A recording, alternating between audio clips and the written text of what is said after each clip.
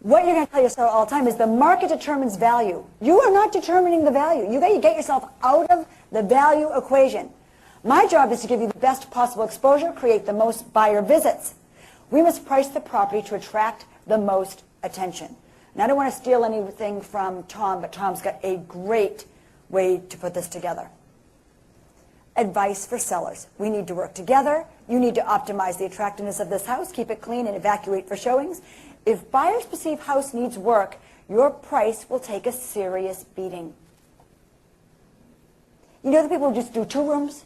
Like, I paid for the living room, it just doesn't compensate for everything else that's going on. You can maybe have an older kitchen or bath. I mean, you just price past it, but you can't do it half of it. That's doing it half-assed. If they're going to paint, they got to paint the whole thing. And they got to do all the floors. Or you got to kind of do the kitchen over. You can't just put in stainless steel appliances with the orange countertops. You just can't do it. This is an amazing stat. The Wall Street Journal, and this is actually in the listing presentation. The Wall Street Journal in May of '09 said, for sellers to get top selling price, studies show the seller needs to invest an average of 3% of the value of the property each year. Now, it's going to come with the big kitchen, not much, and then the roof, and then the heating system. But have you been in houses where people haven't done anything for 20 years? And then they don't know why they're not going to get what their neighbors did? This is a great stat from the Wall Street Journal that's going to help show you that, you know, this is where the devaluation is. We also know that all the money you invest in a house, you don't get back. So it's, you know, you can't deduct that full amount because people don't get it back. Deferred maintenance and dated homes can't fetch highest market price. Kitchens and baths. The sad thing for so many sellers is that they think stuff is new when it's not. You know, I just sold my house. I put the kitchen in 1995. It was 15 years old.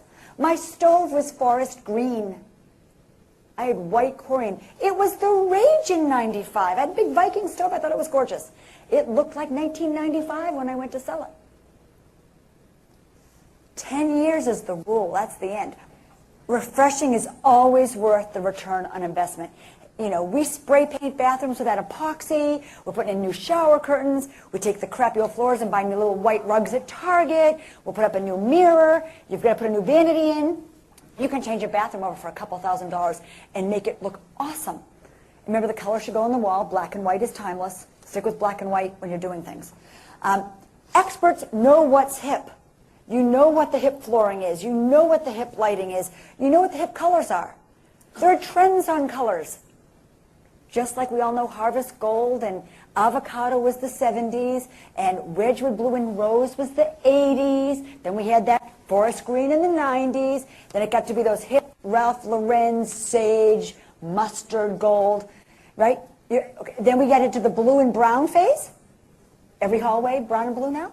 But where's it going now? What's the new color? Gray. Go into Restoration Hardware. They've just painted them all gray. Look in the catalog, it's gray. Color's out, but gray's your new color. It isn't even a color. Fixtures. Really dated kitchen. I can tell you what era every kitchen is by looking at the kitchen faucet and the lighting and the floor. Do you love linoleum floors that look like hardwood, that are on top of hardwood? Let's rip that stuff up. They got the good stuff underneath, you know. So those are projects worth doing.